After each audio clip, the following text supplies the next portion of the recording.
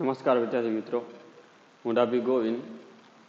તો કાલે આપણે ચર્ચા કરી તે પ્રમાણે ચેપ્ટર નંબર 15 આપણું પર્યાવરણ ભાગ 2, પ્રથમ ભાગની આપણે ચર્ચા કરી હતી. હવે આપણે ભાગ 2 ની ચર્ચા કરીશું, જેની અંદર કાલે આપણે ચર્ચા કરી હતી નિવસન તંત્ર. પહેલાં તો આપણું પર્યાવરણ એટલે શું એની ચર્ચાઓ કરી હતી. એ સિવાય નિવસન તંત્ર એટલે શું, તો આપણને બધા ખબર કે આપણા બધા સજીવો છે, એ સિવાય બધા સજીવો અને ભૌતિક પર્યાવરણ છે, આ બધું મળીને એક આંતરક્રિયા તંત્ર બને છે. આવું જે તંત્ર બને છે આ તંત્રને શું કહેવામાં આવે છે? નિવસન તંત્ર કહેવામાં આવે છે. એ સિવાય વસવાટના માધ્યમના આધારે નિવસન તંત્રના કેટલા પ્રકાર પાડવામાં આવે છે એની પણ આપણે ચર્ચા કરેલી, કે સ્થળજ નિવસન તંત્ર અને જલજ નિવસન તંત્ર. તો જંગલ, રણ, તૃણભૂમિ આ બધાનો શેમાં સમાવેશ કરવામાં આવે છે? સ્થળજ નિવસન તંત્રની અંદર. જ્યારે જલજ નિવસન તંત્ર છે એના પણ 2 પ્રકાર આપણે પાડીએ છીએ. એક મીઠા પાણીનું નિવસન તંત્ર, બીજું ખારા પાણીનું નિવસન તંત્ર. તો મીઠા પાણીનું જે નિવસન તંત્ર છે એની અંદર નદી છે, દરિયો છે, નદી છે, ઝરણા છે, તળાવો છે, આ મીઠા પાણીના નિવસન તંત્ર છે. જ્યારે દરિયો છે એ ખારા પાણીનું નિવસન તંત્ર છે. હવે આવી જ રીતના એક બાબત ખાસ કરીને મેં કાલે પણ તમને કીધેલું કે યાદ રાખવાની છે કે દરિયો છે એ સૌથી મોટામાં મોટું નિવસન તંત્ર છે. યાદ રાખવાનું, સૌથી મોટામાં મોટું નિવસન તંત્ર કયું છે? દરિયો. તો દરિયો છે એ સૌથી મોટામાં મોટું નિવસન તંત્ર છે. આ એક બાબત મેં ખાસ કરીને યાદ રાખવાની છે. પછી નિવસન તંત્રની વિશેષતાઓ જોઈ હતી કે નિવસન તંત્ર કદમાં નાનું કે મોટું હોઈ શકે છે. એટલે કે બધા સજીવો અને ભૌતિક પર્યાવરણ એકબીજા સાથે જોડાઈને એક આંતરક્રિયા તંત્ર રચે છે. એક નિવસન તંત્ર છે બીજા નિવસન તંત્ર સાથે સરળતાથી ભળી જાય છે તો મળે છે. આવી એની વિશેષતાઓની પણ આપણે ચર્ચાઓ કરી હતી. પણ હવે સામાન્ય રીતે સમજી લો બગીચો છે એની પણ આપણે કાલે ચર્ચા કરી ગયા છે, પણ તેમ છતાં આપણે એકને રિપીટ કરી લઈએ. બગીચો છે તો બગીચાને નિવસન તંત્ર શા માટે ગણવામાં આવે છે? આવો પ્રશ્ન તમને પૂછાઈ શકે છે 2 માર્ક્સની અંદર, કે બગીચાને શા માટે નિવસન તંત્ર ગણવામાં આવે છે, કેમ? તો મેં તમને કીધું એ પ્રમાણે કે બગીચો છે તો બગીચાની અંદર ઘણી બધી અલગ અલગ પ્રકારની ઘણી બધી વનસ્પતિઓ તમને જોવા મળે છે, ઘણા બધા પક્ષીઓ તમને જોવા મળતા, ઘણા બધા સૂક્ષ્મજીવો તમને જોવા મળે છે. તો આ બધું જ એકબીજા સાથે સંકળાયેલું છે અને એકબીજા સાથે સંકળાયેલું હોવાના લીધે જ તે એને આપણે શું કહી શકીએ છીએ કે નિવસન તંત્ર. બગીચો છે એને નિવસન તંત્ર ગણવામાં આવે છે. એની આપણે થોડીક પ્રશ્ન સ્વરૂપમાં ચર્ચા કરીશું કે બગીચાને નિવસન તંત્ર શા માટે ગણવામાં આવે છે. કે બગીચાને શા માટે નિવસન તંત્ર ગણવામાં આવે છે. કે બગીચો છે, બગીચાને શા માટે તમે નિવસન તંત્ર ગણો છો? તો એની આપણે વાત કરવી છે કે બગીચો કેમ એને નિવસન તંત્રની અંદર એનો સમાવેશ કરવામાં આવે છે. તો એક જ વિસ્તારના અથવા તો બગીચાના જેટલા પણ સજીવો છે તે, એ સિવાય પર્યાવરણના જે અજૈવિક ઘટકોની પણ આપણે વાત કરી હતી કે જૈવિક ઘટકો અને અજૈવિક ઘટકો. સજીવો સાથે સંકળાયેલ હોય તો એને જૈવિક, નિર્જીવ સાથે સંકળાયેલ હોય તો એને અજૈવિક, એટલે કે ભૌતિક પર્યાવરણ છે. ને ભૌતિક પર્યાવરણના જે અજૈવિક ઘટકો છે એ અજૈવિક ઘટકોની પરસ્પર આંતરક્રિયાથી એક તંત્ર રચાય છે, કે તંત્રની રચના થતી હોય છે.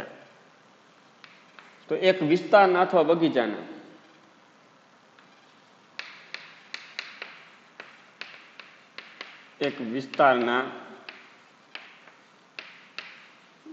બધા સજીવો અને તો એક જ વિસ્તારના, એટલે એક વિસ્તાર એટલે અહીંયા આપણે બગીચાની વાત કરીએ છીએ, તો બગીચાના બધા સજીવો અને અહીંયા પછી કોઈ પણ વસ્તુ હોઈ શકે છે. એક વિસ્તાર તરીકે કોઈ પણ હોય, બગીચો હોય કે બીજું કોઈ પણ નિવસન તંત્ર હોઈ શકે છે. એક વિસ્તારના બધા સજીવો અને પર્યાવરણના અજૈવિક ઘટકો,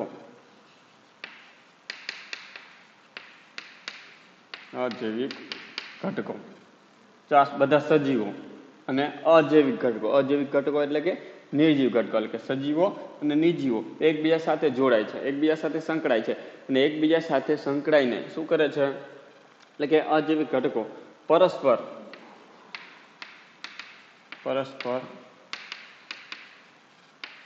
એકબીજા સાથે આંતરક્રિયા કરી એક તંત્ર રચે છે. તો યાદ રાખજો, એક વિસ્તારના બધા સજીવો અને પર્યાવરણના અજૈવિક ઘટકો, નિર્જીવ ઘટકો પરસ્પર એકબીજા સાથે શું થાય છે, સંકળાઈને એકબીજા સાથે આંતરક્રિયા કરે છે, અને આંતરક્રિયા કરીને શું રચે છે, એક તંત્ર રચે છે. અને આવું જે તંત્ર રચાતું હોય એને આપણે સામાન્ય રીતે શું કહેતા હોય છે, નિવસન તંત્ર તરીકે ઓળખવામાં આવતું હોય છે. ઉદાહરણ તરીકે કે બગીચો છે, તો બગીચામાં શું હોય, વિવિધ પ્રકારની વનસ્પતિઓ. શું હોય છે, અલગ અલગ પ્રકારની વનસ્પતિઓ તમને જોવા મળે છે. એટલે કે બગીચામાં વિવિધ વનસ્પતિઓ જેવી કે બગીચામાં વિવિધ વનસ્પતિઓ જેવી કે ઘાસ હોય, વૃક્ષ હોય, તો ઘાસ રહેલું હોય, વૃક્ષ રહેલું હોય, ગુલાબ હોય, મોગરો હોય,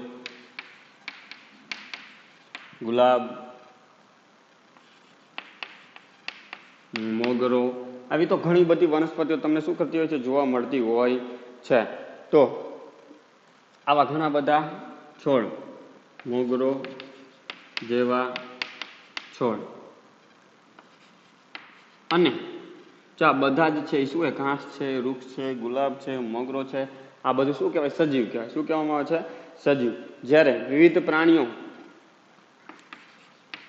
અને વિવિધ પ્રાણીઓ જેવા કે દેડકો,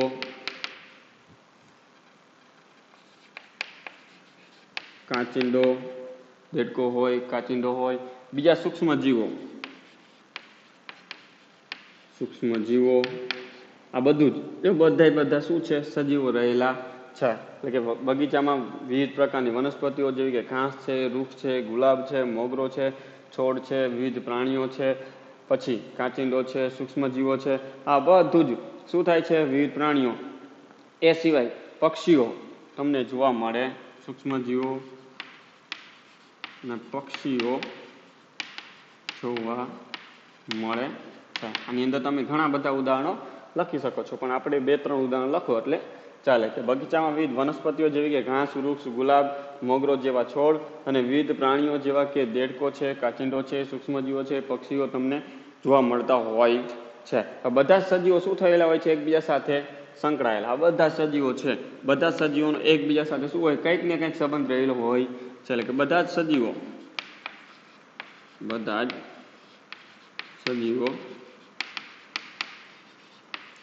એકબીજા સાથે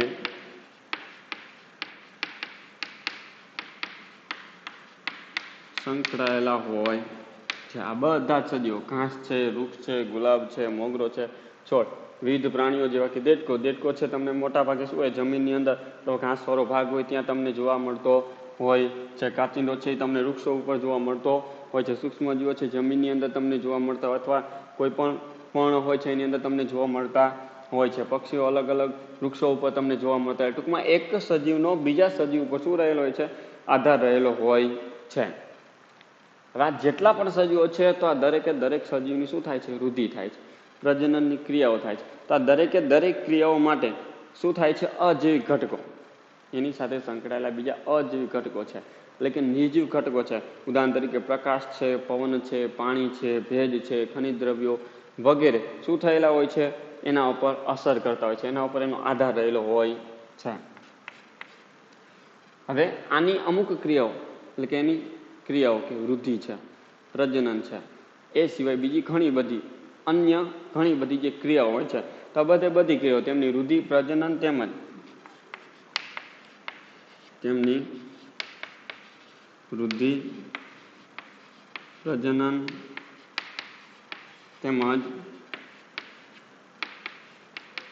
અન્ય ક્રિયાઓ. તો કઈ ક્રિયા, વૃદ્ધિની ક્રિયા છે, પ્રજનનની ક્રિયા છે, તેમજ અન્ય કોઈ પણ જે ક્રિયાઓ છે, તો આ દરેક ક્રિયાઓ માટે દરેક ક્રિયાઓ છે એ અજૈવિક ઘટકો કે જે અજૈવિક ઘટકો તો અજૈવિક ઘટકો છે પ્રકાશ, પાણી, ભેજ,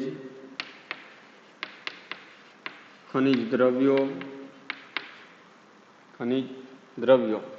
આ વગેરેની શું થાય, એના ઉપર અસર થાય છે. વગેરેની તેના પર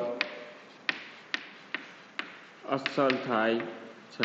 આ બધાની એના પર શું થતી હોય છે, અસર. પ્રકાશ છે તો પ્રકાશના લીધે તે વનસ્પતિની વૃદ્ધિ, એટલે કે પ્રકાશ સંશ્લેષણની ક્રિયાઓ વનસ્પતિ છે એ પ્રકાશના લીધે જ કરી શકતા હોય છે. એના લીધે જ એની વૃદ્ધિ થતી હોય, એના લીધે જ આ બધી ક્રિયાઓ થતી હોય છે. પાણીના લીધે જ એની વૃદ્ધિ અને વિકાસ થતો હોય છે. ભેજ હોય તો ને તો જ એનો સારામાં સારો શું થાય છે, વિકાસ થાય, એટલે કે વૃદ્ધિ સાથે સંકળાયેલું છે. ખનિજ દ્રવ્યો છે, એ સિવાય પ્રજનનની ક્રિયાઓ છે, બીજી ઘણી બધી ક્રિયાઓ છે. દરેકે દરેક માટે આવા પ્રકાશ છે, પાણી છે, ભેજ છે, ખનિજ દ્રવ્યો છે, આ દરેકે દરેક અજૈવિક ઘટકો શું બનતા હોય છે, ઉપયોગી બનતા હોય છે, અસર એની થતી હોય છે. અને એટલા જ માટે આ બધી જ ક્રિયાઓ અહીં આપણને ખબર પડી, જો જૈવિક ઘટકો છે એ અજૈવિક ઘટકો સાથે અથવા એના ઉપર એનો આધાર રહેલો હોય છે અને એકબીજા સાથે સંકળાઈને ક્રિયાઓ કરે છે. અને એકબીજા સાથે સંકળાઈને ક્રિયા કરતા હોવાના લીધે જ તેને શું કહેવામાં આવે છે, બગીચાને નિવસન તંત્ર ગણવામાં આવે છે.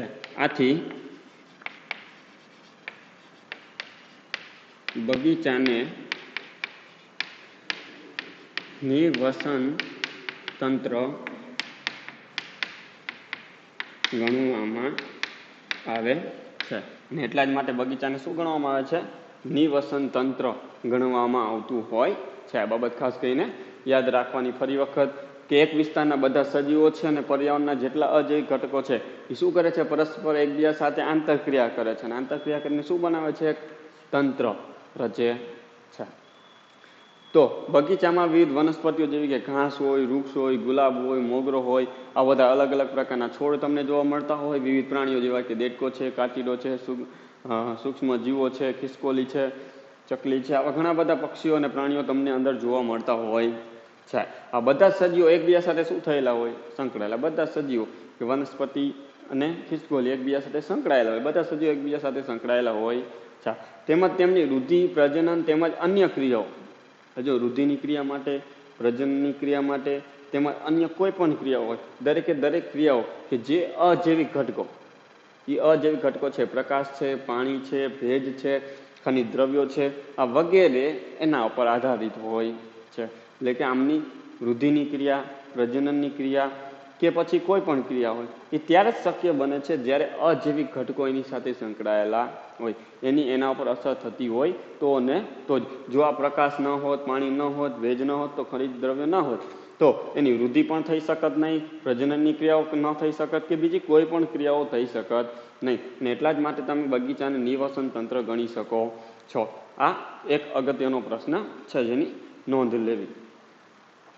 હવે આગળ આપણે નિવસન તંત્ર છે તો નિવસન તંત્રના જે ઘટકો છે, આગળ આપણે નિવસન તંત્ર એટલે શું એની તો ચર્ચા કરી ગયા છીએ કે બધા સજીવો હોય, એ સિવાય એની સાથે સંકળાયેલા જે ભૌતિક પર્યાવરણ છે, એકબીજા સાથે સંકળાઈને જે તંત્ર રચે છે એને આપણે નિવસન તંત્ર કહેતા હોઈએ છીએ. પરંતુ મોસ્ટ આઈએમપી પ્રશ્ન, ખૂબ જ અગત્યનો આ એક પ્રશ્ન રહેલો છે. પરંતુ આ પ્રશ્ન ભણતા પહેલા આપણે એક પાઠ્યપુસ્તકને અનુલક્ષીને જે પ્રવૃત્તિ છે તેની આપણે વાત કરીશું. સમજી લો, આપણે માછલી ઘર બધા જ વિદ્યાર્થીઓ જોયું હશે, આપણે બધાએ માછલી ઘર જોયું હોય. તો એક કાચની જે પેટી હોય છે જેને ઝાર આપણે કહેતા હોય છે, તો આવી જે ઝાર હોય છે, તો હવે આપણે સમજી લો કે મારે મારા ઘરે માછલી ઘર બનાવવું છે. તો માછલી ઘર બનાવવા માટે કઈ કઈ આવશ્યકતાઓ છે, કઈ કઈ બાબતોનું મારે ધ્યાન રાખવાની જરૂરિયાત હોય છે. તો સૌપ્રથમ તો મારે માછલી ઘર બનાવવું છે, તો માછલી ઘર બનાવવા માટે એક શું જોશે, કાચની એક પેટી કે ઝાર જોઈએ છે. હવે એની અંદર માછલી સરસ રીતે રહી શકે, એનું જીવન ગુજારી શકે એટલા માટે અલગ અલગ પ્રકારના થોડાક નાનકડા એવા પથ્થરો મૂકવામાં આવે છે. એ સિવાય અલગ અલગ જાતની વનસ્પતિઓ ઉગાડવામાં આવતી, એટલે વનસ્પતિઓને આપણે પણ મૂકતા હોઈએ છીએ.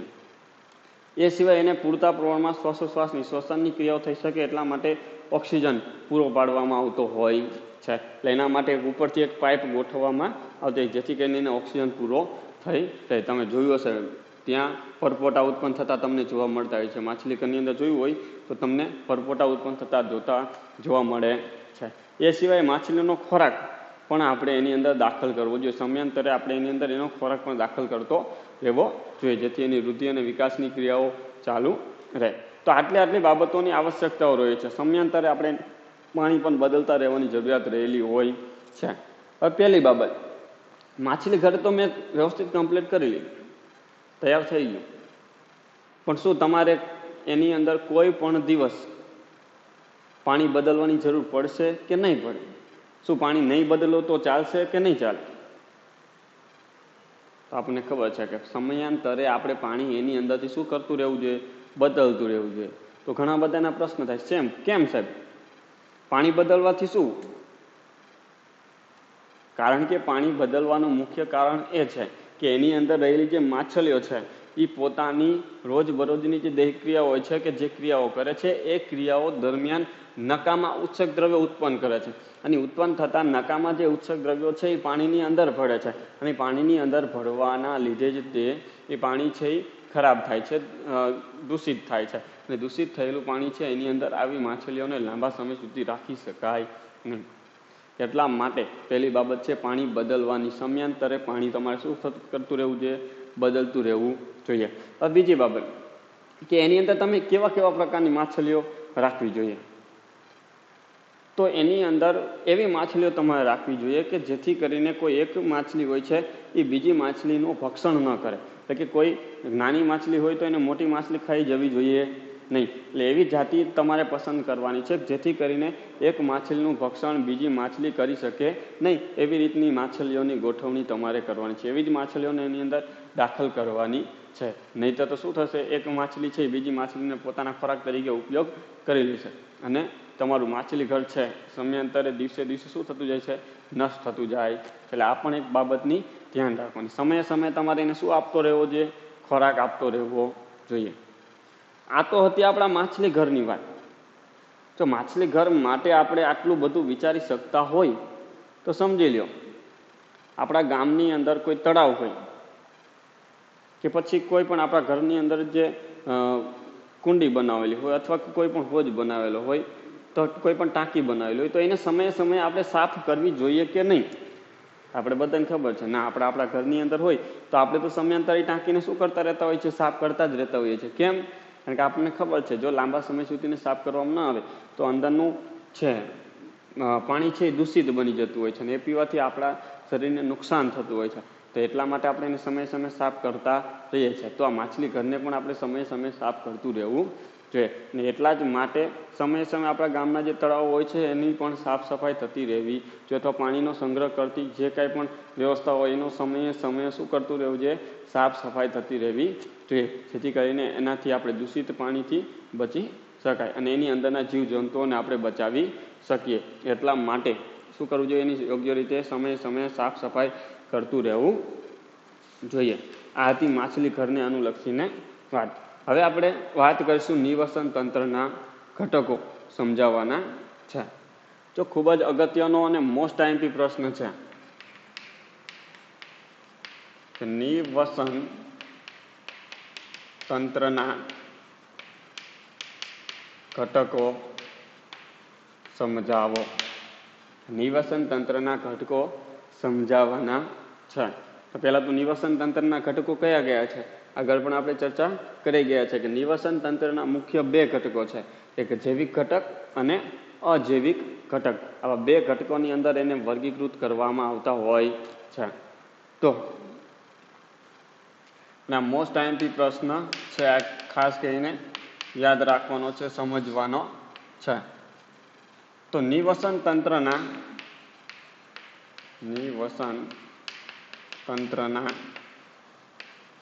મુખ્ય બે ઘટકો છે. નિવસન તંત્રના મુખ્ય કેટલા ઘટકો છે? બે ઘટકો છે, કે જૈવિક ઘટક અને બીજું આવે છે અજૈવિક ઘટક. પરંતુ આપણે શરૂઆતમાં પ્રથમ એનો ઘટક છે એની વાત કરીશું, અજૈવિક ઘટક. અજૈવિક ઘટક. તો અજૈવિક ઘટક કોને કહેવામાં આવે છે? જેની આપણે આગળ પણ ચર્ચા કરી કે નિર્જીવો સાથે સંકળાયેલા હોય અને આવા જે ઘટકો હોય છે એને શું કહેવામાં આવે છે? અજૈવિક ઘટકો કહેવામાં આવે છે. એટલે કે નિવસન તંત્રના બધા જ નિર્જીવ ઘટકો, બધા જ નિર્જીવ ઘટકો હોય છે એનો શેમાં સમાવેશ કરવામાં આવે છે? અજૈવિક ઘટકોની અંદર. કે નિવસન તંત્રના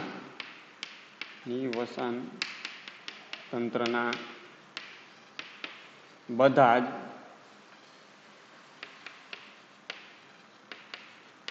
નિર્જીવ ઘટકોનો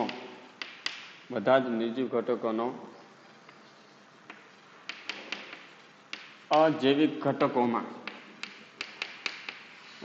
ઘટકોમાં સમાવેશ કરવામાં આવે છે. નિવસન તંત્રના બધા જ જે નિર્જીવ ઘટકો છે, બધા જ નિર્જીવ ઘટકોનો શેની અંદર સમાવેશ કરવામાં આવે છે?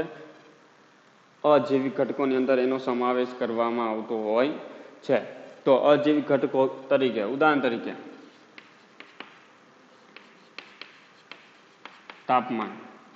તાપમાન છે એ જૈવિક છે કે અજૈવિક?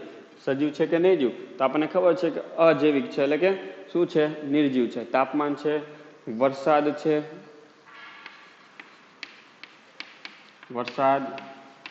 પવન, ભેજ, ભૂમિ, ખનિજ દ્રવ્યો આ વગેરે શું છે? અજૈવિક ઘટકો છે. આ દરેકે દરેકનો શું કરવામાં આવે છે? એ સિવાય પ્રકાશ, આ પણ શું છે? અજૈવિક ઘટકો છે. દરેકે દરેકનો અજૈવિક ઘટકોની અંદર શું કરવામાં આવતો હોય છે? સમાવેશ કરવામાં આવે છે. આ હતી અજૈવિક ઘટકોની વાત. ફરી વખત નિવસન તંત્રના બધા જ જે નિર્જીવ ઘટકો છે, આ નિર્જીવ ઘટકોનો અજૈવિક ઘટકોની અંદર સમાવેશ કરવામાં પછી ટૂંકમાં યાદ રાખવાનું, અજૈવિક ઘટકો એટલે કે નિર્જીવ ઘટક. પછી કોના હોય? નિવસન તંત્રના બધા જ અજૈવિક નિર્જીવ ઘટકોને અજૈવિક ઘટકો કહેવામાં આવે છે. ઉદાહરણ તરીકે તાપમાન, વરસાદ, પવન, ભેજ, ભૂમિ, ખનિજ દ્રવ્યો, પ્રકાશ આ બધા શું છે? અજૈવિક ઘટકો છે. હવે એનો બીજો પ્રકાર છે જૈવિક ઘટકો.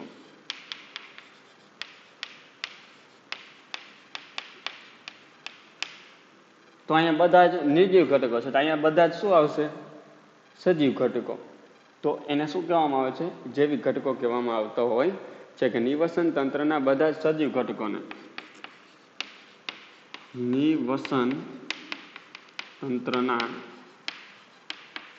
બધા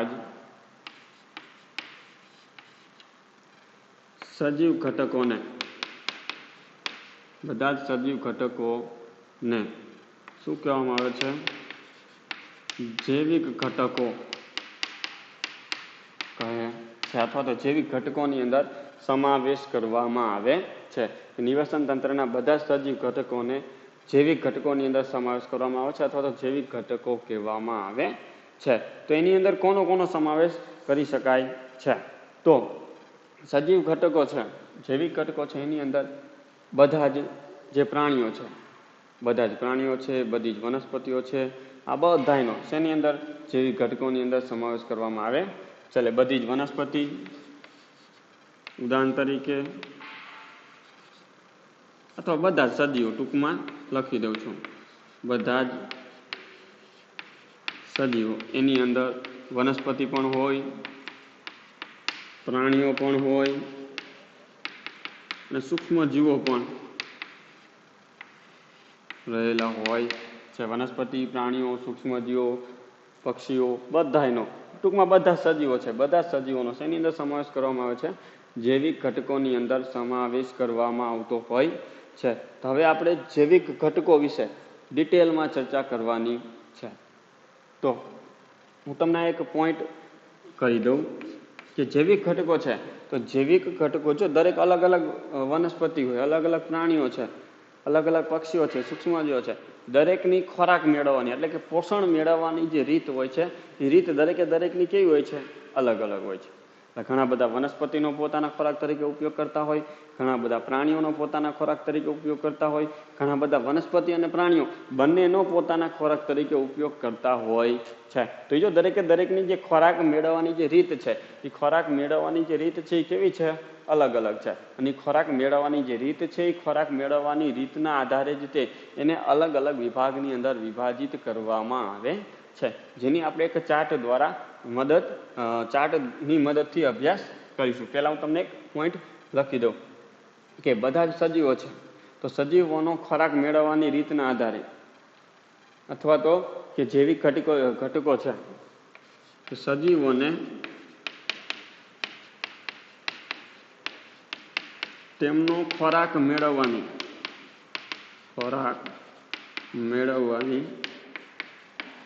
રીતના આધારે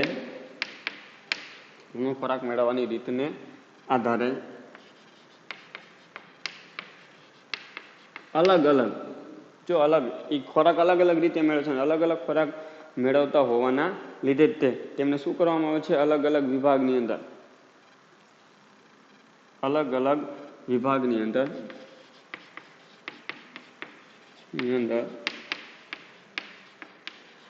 વર્ગીકૃત કરવામાં આવે છે. અલગ અલગ વિભાગની અંદર ખોરાક મેળવવાની જે રીત છે, ખોરાક મેળવવાની રીતના આધારે જ એને આપણે શું કરતા હોય છે? અલગ અલગ વિભાગની અંદર, અલગ અલગ ગ્રુપની અંદર શું કરવામાં આવે છે? એને વર્ગીકૃત કરવામાં આવે છે. તો હવે આ જૈવિક ઘટકો છે એને કયા કયા ગ્રુપની અંદર, કયા કયા વિભાગની અંદર એને વર્ગીકૃત કરવામાં આવે છે તેની આપણે હવે ચર્ચા એક ચાર્ટની મદદથી કરીશું. તો બધા જ અહીંયા ધ્યાન આપશે.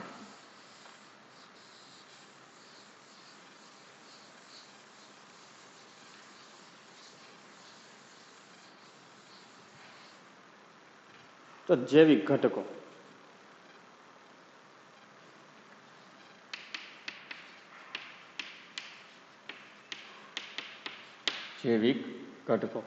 તો જૈવિક ઘટકો છે એને મુખ્યત્વે આપણે શું કહેતા હોય?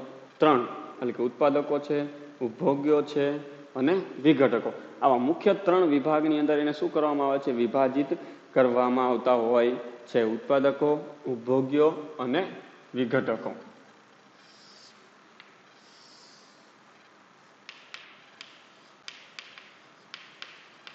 ઉત્પાદક સજીવો.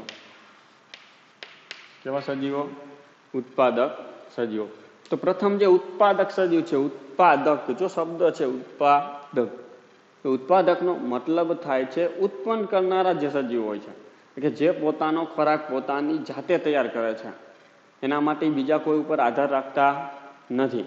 તો આવા જે ઉત્પાદક સજીવો, ઉત્પન્ન કરનારા જે સજીવો હોય છે ને, આવા જે સજીવો હોય છે એને શું કહેવામાં આવે છે?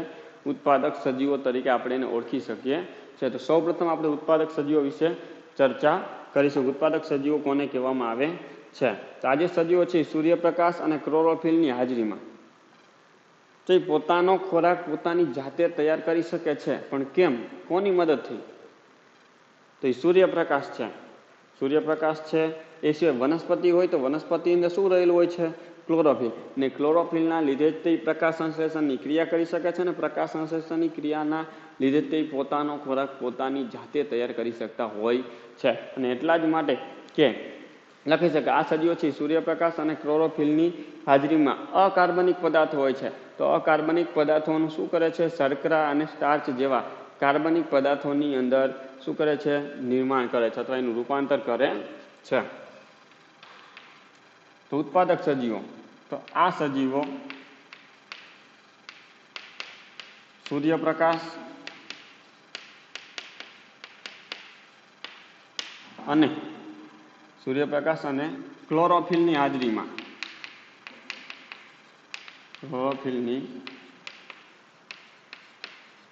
યાદ રાખજો, આ સજીવો શું કરે છે? સૂર્યપ્રકાશ અને ક્લોરોફિલની હાજરીમાં જે અકાર્બનિક પદાર્થો છે. કેવા પદાર્થો છે? અકાર્બનિક પદાર્થો.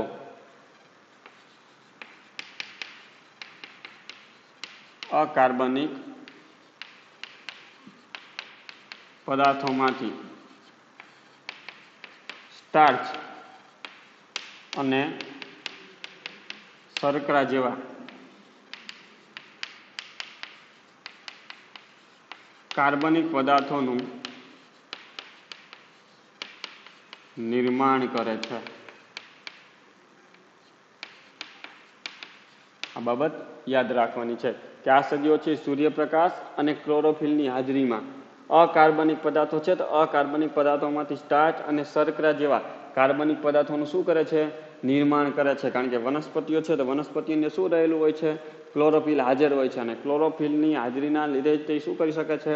પ્રકાશ સંશ્લેષણની ક્રિયા. ની પ્રકાશ સંશ્લેષણની ક્રિયાના લીધે જ તે શું બનાવે છે? સ્ટાર્ચ અને શર્કરા જેવા કાર્બનિક પદાર્થો બનાવે છે. અને આ જ સ્ટાર્ચ અને કાર્બનિક પદાર્થોનું અલગ અલગ ભાગ દ્વારા શું થાય છે? વહન થાય છે અને અલગ અલગ સજીવો સુધી પહોંચાડવામાં આવતા હોય છે. ને એટલા જ માટે એને શું કહેવામાં આવે છે? ઉત્પાદક સજીવ તરીકે તમે એને ઓળખી શકો છો. ઉદાહરણ તરીકે તો તમને પ્રશ્ન પૂછે ઉત્પાદક સજીવ એટલે શું?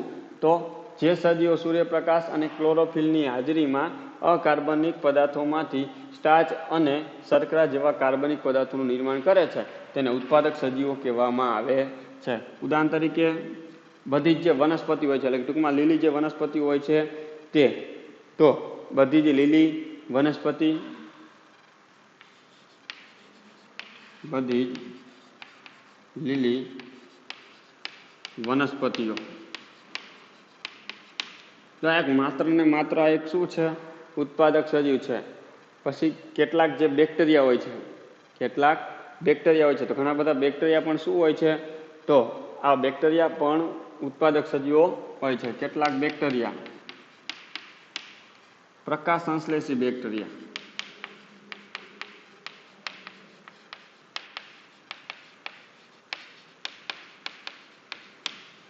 તો કેટલાક પ્રકાર બધા બેક્ટેરિયા જો ઉત્પાદક સજીવ હોતા નથી પણ જેટલા બેક્ટેરિયા પ્રકાશ સંશ્લેષી હોય એટલા જ બેક્ટેરિયા શું હોય છે? ઉત્પાદક સજીવ ગણી શકાય છે. એ સિવાય આવે છે ઘણી બધી લીલ કે વિવિધ પ્રકારની લીલ. પહેલી બાબત છે લીલી વનસ્પતિઓ, પછી કેટલાક પ્રકાશ સંશ્લેષી બેક્ટેરિયા અને ત્રીજું આવે છે લીલ. આ ત્રણ વનસ્પતિઓ, બેક્ટેરિયા અને લીલ આ શું ગણવામાં આવે છે? ઉત્પાદક સજીવો ગણવામાં આવે છે. એટલે તમને પ્રશ્ન પૂછવામાં આવે કે ઉત્પાદક સજીવો કયા કયા છે? તો લીલી વનસ્પતિઓ હોય, પ્રકાશ સંશ્લેષી બેક્ટેરિયા હોય અને અમુક પ્રકારની જે લીલ હોય છે એ શું હોય છે? ઉત્પાદક સજીવ તરીકે કાર્ય કરે છે. એટલે આ ઉત્પાદક સજીવના ઉદાહરણો છે. ફરી વખત કે જે સજીવો સૂર્યપ્રકાશ અને ક્લોરોફિલની હાજરીમાં અકાર્બનિક પદાર્થો હોય છે તો અકાર્બનિક પદાર્થોનું શું કરે છે? સ્ટાર્ચ અને શર્કરા જેવા કાર્બનિક પદાર્થોમાં રૂપાંતર કરતા હોય અથવા નિર્માણ કરતા હોય તો આવા સજીવોને શું કહેવામાં આવે છે? ઉત્પાદક સજીવો કહેવામાં આવે છે. ઉદાહરણ તરીકે વનસ્પતિઓ છે, બેક્ટેરિયા છે અને અમુક પ્રકારની જે લીલ હોય છે એ શું ગણવામાં આવે છે? ઉત્પાદક સજીવો ગણવામાં આવતું હોય છે. બીજી એક બાબત અહીંયા એડ કરવી તો કહી દો, તે સ્વયંપોષી હોય. તે કેવા હોય છે? સ્વયંપોષી. તે બીજા ઉપર આધાર રાખતા હોતા નથી. એ સિવાય તે નીલરસ ધરાવે છે તેવું પણ કહી શકાય. તે નીલરસ ધરાવે છે. તો ક્લોરોફિલ હાજર હોય છે એટલે નીલરસ ધરાવતા હોય છે. આ બાબતો તમે યાદ રાખી શકો છો. વધારાની માહિતી છે પણ યાદ રાખવી જેથી કરીને આપણને યાદ રહી શકે. હવે ઉત્પાદક સજીવો બીજો આપણે વાત કરીશું ઉપભોગીઓ. ઉપભોગી સજીવો એવું તમે એને કહી શકો છો. ઉપભોગીઓ ટૂંકમાં આમાં જે નામ છે એ પ્રમાણે જેનો અર્થ છે ઉપભોગ્યો એટલે કે જે સજીવો પોતાના ખોરાક માટે શું કરતા હોય? ઉત્પાદક સજીવો પર આધારિત હોય. કોના પર આધારિત હોય? ઉત્પાદક સજીવો. ઉત્પાદક સજીવો એટલે કે આ બધા ઉપર આધારિત હોય તો આવા જે સજીવો છે એને શું કહેવામાં આવે છે? ઉપભોગ્યો. ટૂંકમાં તમે કહી શકો કે આ જે સજીવો છે પોતાનો ખોરાક પોતાની જાતે તૈયાર કરી શકતા નથી પણ પ્રત્યક્ષ રીતે અથવા તો પરોક્ષ રીતે શું કરતા હોય છે? એ ઉત્પાદક સજીવો ઉપર આધારિત હોય છે અને એટલા જ માટે એને ઉપભોગ્યો કહેવામાં આવે છે. તો જે સજીવો પોતાના ખોરાક માટે, જે સજીવો પોતાના ખોરાક માટે ઉત્પાદકો પર આધારિત હોય,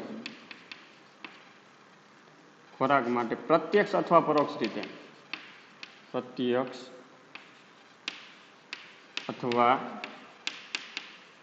પરોક્ષ રીતે ઉત્પાદક સજીવો પર આધારિત હોય, ઉત્પાદક સજીવ પર આધારિત હોય તો આવા સજીવોને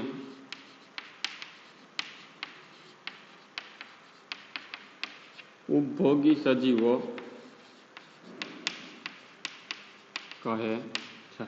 યાદ રાખજો, જે સજીવો પોતાના ખોરાક માટે પ્રત્યક્ષ અથવા પરોક્ષ રીતે ઉત્પાદક સજીવ પર, ટૂંકમાં આ સજીવો છે આના ઉપર પ્રત્યક્ષ અથવા પરોક્ષ રીતે શું કરતા હોય, આધારિત હોય અને પોતાનો ખોરાક મેળવતા હોય છે, તો આવા જે સજીવો છે એને શું કહેવામાં આવે છે, ઉપભોગી સજીવો કહેવામાં આવે છે. ઉપભોગી અથવા તો ઉપભોક્તા,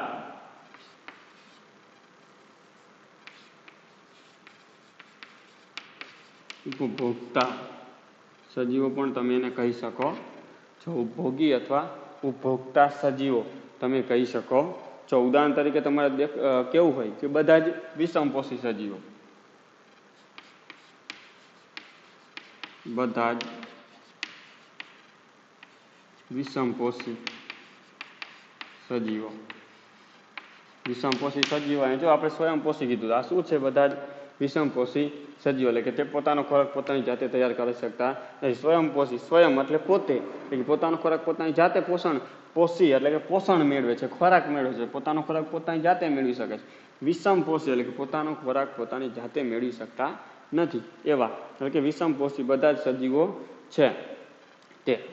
હજી આ ઉપભોગી સજીવો છે, તો ઉપભોગી સજીવોને એમનો જે ખોરાક મેળવવાની જે રીત છે, એ ખોરાક મેળવવાની રીતના આધારે એમને 4 વર્ગની અંદર શું કરવામાં આવે છે, વિભાજિત કરવામાં આવતા હોય છે, જેની પણ આપણે અહીંયા ચર્ચા કરીશું. ઉપભોગી સજીવો છે એ ખોરાક મેળવે છે, શું કરે છે, અલગ અલગ પ્રકારના ખોરાક મેળવતા હોય છે. તો ખોરાક મેળવવાના આધારે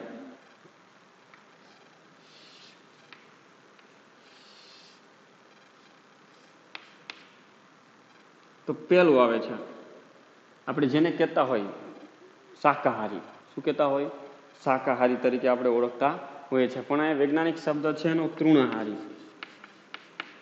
એવો શબ્દ વાપરવામાં આવે છે, તૃણાહારી, અથવા તમે એને લખી શકો છો શાકાહારી.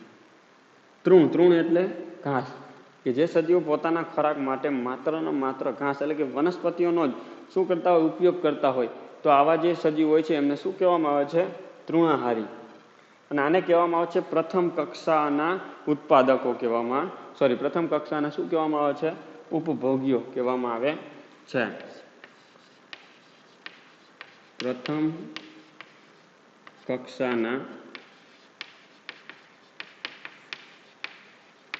ઉપભોગ્યો, શાકાહારી. દાખલા કે આપણે જ છીએ, આપણે શું કરતા હોય, લીલી વનસ્પતિ એટલે કે કોઈ પણ શાકભાજી એનો પોતાના ખોરાક તરીકે શું કરીએ છીએ, ઉપયોગ કરીએ છીએ. પરંતુ આપણે પ્રથમ શું કહેવાય, ઉપભોગી કહેવાય, કે પ્રથમ ખાનાર, લીલી વનસ્પતિ ખાનાર પ્રથમ સજીવ છે, એટલા માટે આપણે પ્રથમ કક્ષાના ઉપભોગી કહેવાય. હવે આપણામાંથી બીજું કોઈ મેળવે છે તો એ દ્વિતીય કક્ષાનો ગણી છે, કારણ કે વનસ્પતિએ પહેલાં શું કર્યું છે, સૂર્યપ્રકાશ અને ક્લોરોફિલની મદદથી પોતાનો ખોરાક મેળવ્યો છે, એટલા માટે ઉત્પાદક કહેવાય. એમાંથી આપણે મેળવે છે એટલે શું કહેવાય, ઉપભોગી કહેવામાં આવે છે. એટલે તૃણાહારી અથવા તો પ્રથમ કક્ષાના શું કહેવાય, ઉપભોગ્યો કહેવામાં આવે છે. તેઓ શું કરે છે, પ્રથમ કક્ષાના અથવા તૃણાહારી હોય તો એ પોતાના ખોરાક તરીકે શેનો ઉપયોગ કરે છે,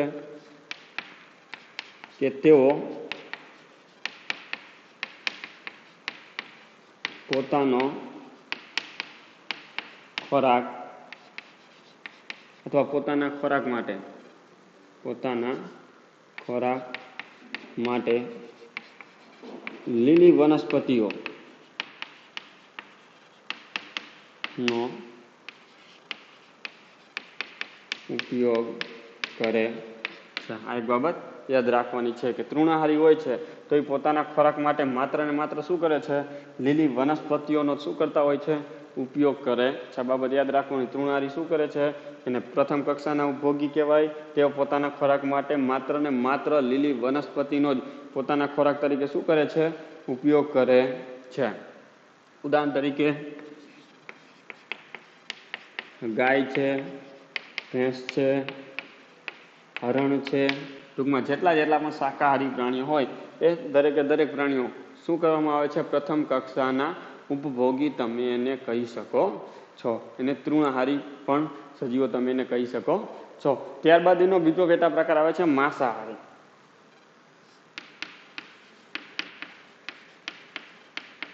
માંસાહારી તો આજે માંસાહારી હોય છે જેને આપણે શું કહેતા હોય? માંસાહારી છે એ આનો પોતાના ખોરાક તરીકે ઉપયોગ કરે છે ને એટલા માટે એને શું કહેવાય? દ્વિતીય કક્ષાના ઉપભોગ્યો કહી શકાય। અથવા એને આપણે આગળ પછી હજી પણ એના પેટા પ્રકારની આપણે ચર્ચા કરવાની છે, તો એની ચર્ચા કરીશું। તો પેલા તો માંસાહારી હોય છે, તો માંસાહારી છે તો માંસાહારી કોને કહેવામાં આવે છે? તેઓ પોતાના ખોરાક તરીકે શેનો ઉપયોગ કરે છે? તો જે સજીવો પોતાના ખોરાક માટે તૃણાહારીનો ઉપયોગ કરતા હોય, આનો ઉપયોગ આ કરતા હોય તો આને શું કહેવામાં આવે છે? માંસાહારી કહેવામાં આવે છે। દાખલા તરીકે ગાય છે તો ગાયનો કોઈ પણ બીજું માંસાહારી પ્રાણી, દાખલા કે સિંહ છે કે વાઘ છે, કોઈ પણ એનો પોતાના ખોરાક તરીકે ઉપયોગ કરે તેને શું કહેવામાં આવે છે? માંસાહારી કહેવાય। શું કહેવાય? માંસાહારી કહેવામાં આવે છે। જે સજીવો પોતાના ખોરાક માટે તૃણાહારીનો ઉપયોગ કરતા હોય, જે સજીવો પોતાના ખોરાક માટે તૃણાહારીનો ઉપયોગ કરતા હોય તેને માંસાહારી કહે છે।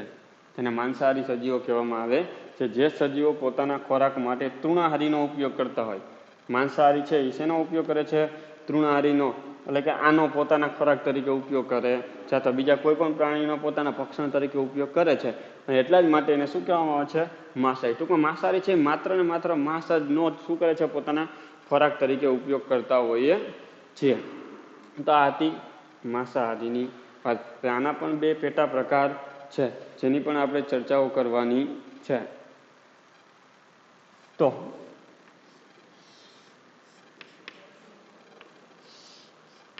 માંસાહારી છે એના પણ બે પ્રકાર પાડવામાં આવે છે કે દ્વિતીય કક્ષાના ઉપભોગ્યો, તો અહીંયા પ્રથમ કક્ષાના છે, દ્વિતીય કક્ષાના, પણ આના પણ બે પ્રકાર છે, દ્વિતીય કક્ષાના ઉપભોગ્યો,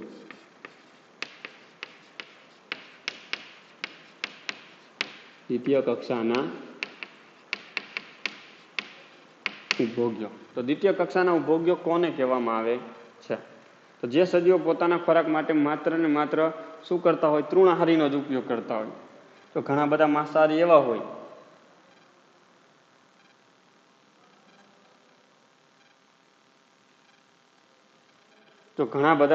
પ્રાણીઓ એવા હોય છે જે શું કરતા હોય? માત્ર ને માત્ર તૃણાહારીનો જ ઉપયોગ કરતા હોય। તૃણાહારીનો ઉપયોગ કરતા હોય તો તેને શું કહેવામાં આવે છે? દ્વિતીય કક્ષાના। કે જે સજીવો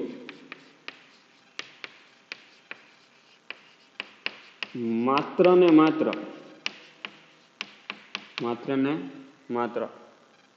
પોતાના ખોરાક માટે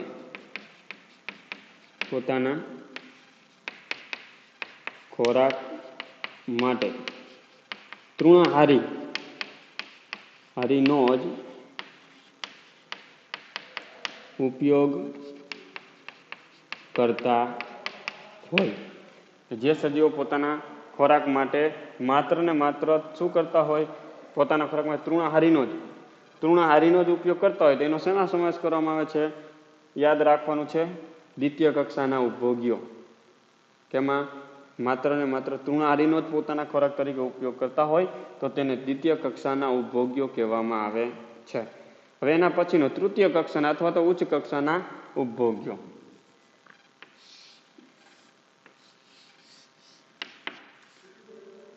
તૃતીય કક્ષાના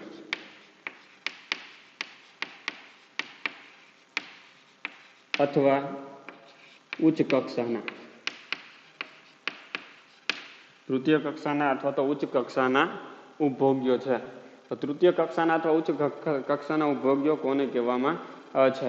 તેઓ માત્ર ને માત્ર શું કરતા હોય? માંસાહારીનો જ પોતાના ખોરાક તરીકે ઉપયોગ કરતા હોય. કે જેઓ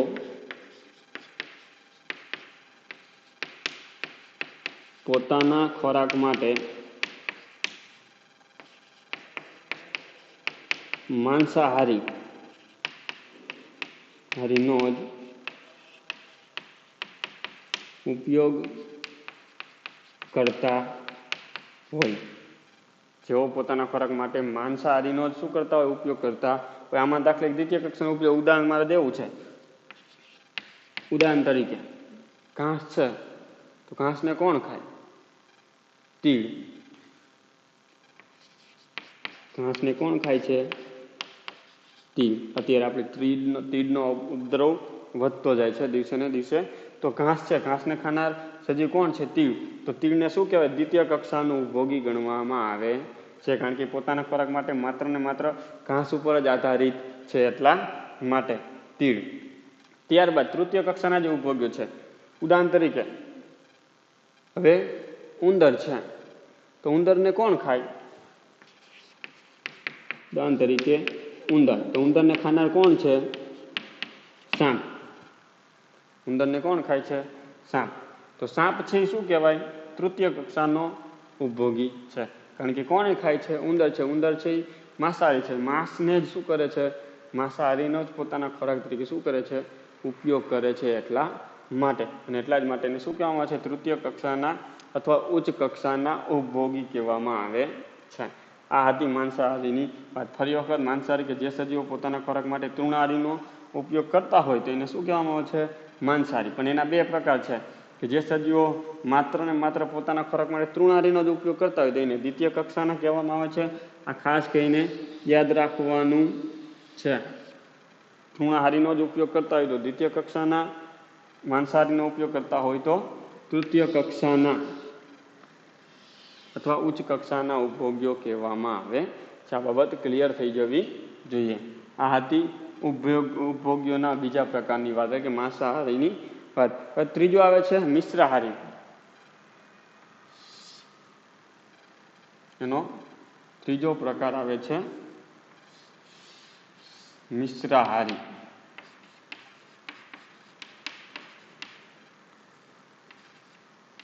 અથવા તો એને સર્વાહારી પણ કહેવાય. મિશ્રાહારી અથવા તો એને શું કહેવામાં આવે છે? સર્વાહારી પણ કહેવામાં આવે છે. તો આ શું કરે? મિશ્રાહારી. જો મિશ્ર એટલે કે તૃણહારીનો પણ ઉપયોગ કરતા હોય, માંસાહારીનો પણ ઉપયોગ કરતા હોય. કે જે સજીવો પોતાના ખોરાક માટે ઉત્પાદકો અને ઉપભોગ્યો અથવા તો તૃણહારી અને માંસાહારી બંનેનો ઉપયોગ કરતા હોય તેને શું કહેવામાં આવે છે? મિશ્રાહારી સજીવો કહેવામાં આવે છે. કે જે સજીવો પોતાના ખોરાક માટે તૃણાહારી અને માંસાહારી બંનેનો ઉપયોગ કરતા હોય તેને મિશ્રાહારી સજીવો કહે છે. જે સજીવો પોતાના ખોરાક માટે તૃણાહારી અને માંસાહારી આ બંનેનો ઉપયોગ કરતા હોય, એટલે કે તૃણાહારીનો પણ ઉપયોગ કરતા હોય અને માંસાહારીનો પણ ઉપયોગ કરતા હોય, બંનેનો ઉપયોગ કરતા હોય એને શું કહેવામાં આવે છે? મિશ્રાહારી કહેવામાં આવે છે. ઉદાહરણ તરીકે છે મનુષ્ય અને વંદો. ઉદાહરણ તરીકે મનુષ્ય છે, વંદો છે, આ બંને શું કરે છે? તૃણાહારીનો પણ ઉપયોગ. ઘણા બધા મનુષ્યો હોય માત્ર શાકભાજી જ ખાતા હોય, શાકાહારી જ હોય, પણ ઘણા બધા મનુષ્ય એવા હોય જે માંસનો પણ ઉપયોગ કરતા હોય, વનસ્પતિ પણ ખાતા હોય, એટલે શાક પણ ખાતા હોય અને માંસ પણ ખાતા હોય, બંને ખાતા. એટલા માટે મનુષ્ય છે એ મિશ્રાહારી કહેવાય. વંદો પણ મિશ્રાહારીમાં સમાવેશ કરવામાં આવતો હોય છે. આ તો ઉપભોગ્યોનો ત્રીજો પ્રકાર. અને ઉપભોગ્યોનો હવે છેલ્લો જે પ્રકાર આવે છે પરોપજીવો. શું આવે છે? પરોપજીવીઓ.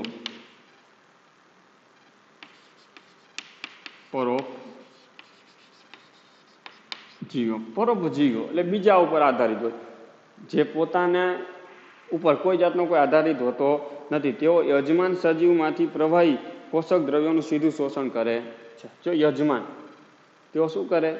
યજમાન એટલે દાખલા તરીકે આપણા ઘરે કોઈ મહેમાન આવે છે, તો મહેમાન આવે છે એ શું કરે છે? આપણા ઘરે જમવા આપણે આવે છે આગ્રહ કરીએ કે આજે જમીને જજો, તો જમીને જાય છે, તો એમાંથી આપણને શું થાય છે? નુકસાન જ થાય છે. આપણને કોઈ જાતનો કોઈ ફાયદો થતો નથી. એનો મતલબ એમને હું ના નથી પડતો કે મહેમાન ન આવવા જોઈએ, પણ એક સામાન્ય ઉદાહરણ છે. એટલે કે તેઓ શું કરે છે? તેઓ યજમાન સજીવમાંથી તેઓ શું કરે છે? યજમાન સજીવમાંથી તેઓ યજમાન સજીવમાંથી શું કરે છે? પોષણ એટલે કે પ્રવાહી સ્વરૂપમાં પ્રવાહી પોષક દ્રવ્યોનું શું કરે છે? તેઓ યજમાન સજીવમાંથી પ્રવાહી પોષક દ્રવ્યોનું સીધું શોષણ કરે છે. યાદ રાખજો, તેઓ યજમાન સજીવમાંથી પ્રવાહી પોષક દ્રવ્યોનું શું કરે છે? સીધું શોષણ કરે છે. યજમાન એટલે મેં તમને કીધું એમ, એટલે દાખલે કે કોઈ પણ યજમાન છે, એટલે કોઈ પણ જીવ બેક્ટેરિયા છે, કોઈ પણ હોય છે, તો એ આપણા પર આવે છે અને આવે છે ને આપણને સંપૂર્ણપણે શું પહોંચાડે છે? નુકસાન. કોઈ જાતનો કોઈ ફાયદો કરતો નથી, પરંતુ શું પહોંચાડે છે? નુકસાન જ પહોંચાડે છે. નુકસાન કરીને આપણામાંથી જે પ્રવાહી પોષક દ્રવ્યો હોય છે, એ પ્રવાહી પોષક દ્રવ્યોનું શું કરતા હોય છે? શોષણ કરતા હોય છે. અને આવા જે હોય છે એને શું કહેવામાં આવે છે? પરોપજીવીઓ કહેવામાં આવે છે. ઉદાહરણ તરીકે પ્લાઝ્મોડિયમ અથવા યકૃત કૃમિનું તો તમે નામ સાંભળ્યું, કૃમિ પડે છે એટલે શું થાય? આપણામાંથી પ્રવાહી સ્વરૂપના જેટલા પોષક દ્રવ્યો હોય એનું શું કરે છે? શોષણ કરતા રહેતા હોય છે. ત્યારબાદ આવે છે પ્લાઝ્મોડિયમ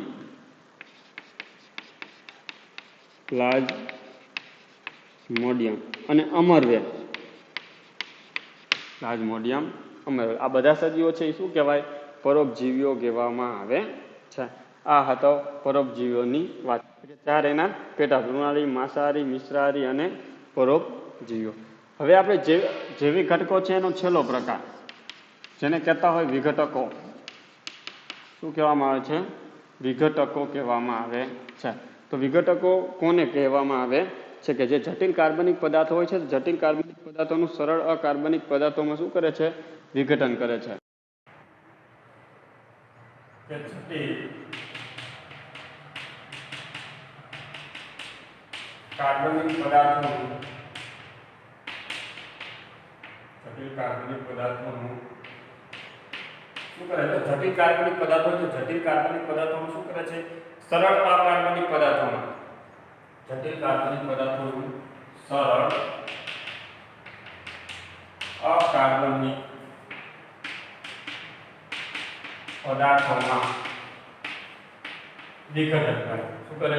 જટિલ કાર્બનિક પદાર્થો છે, જટિલ કાર્બનિક પદાર્થોનું સરળ અકાર્બનિક પદાર્થોમાં વિઘટન કરતા સજીવોને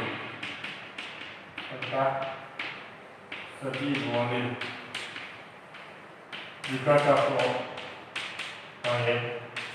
યાદ રાખજો, જટિલ કાર્બનિક પદાર્થોનું સરળ અકાર્બનિક પદાર્થોમાં વિઘટન કરતા સજીવો હોય છે એટલે શું કહેવામાં આવે છે? વિઘટકો કહેવામાં આવે છે. ઉદાહરણ તરીકે કેટલાક બેક્ટેરિયા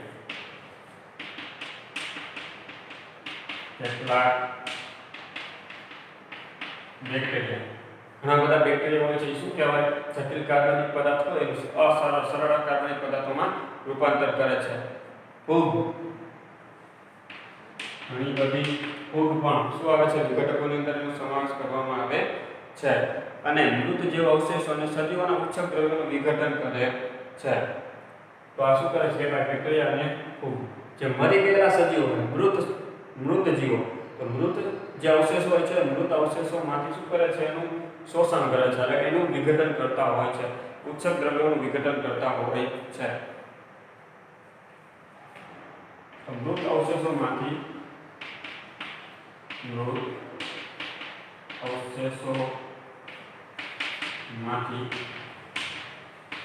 તેમનું વિઘટન કરે મૃત મરી ગયેલા જે સજીવો છે મરી ગયેલા મૃત સજીવોમાંથી એનું શું કરે છે વિઘટન કરે ટૂંકમાં યાદ રાખવાનું જટિલ કાર્બનિક પદાર્થો છે એનું સરળતા કાર્બનિક પદાર્થોમાં વિઘટન કરતા હોય છે આવા સજીવો શું કહેવામાં આવે છે વિઘટકો કહેવામાં આવતા હોય છે ઓકે આ વિડિયો આપણે અહીંયા શું કરીએ છીએ પૂર્ણ કરીએ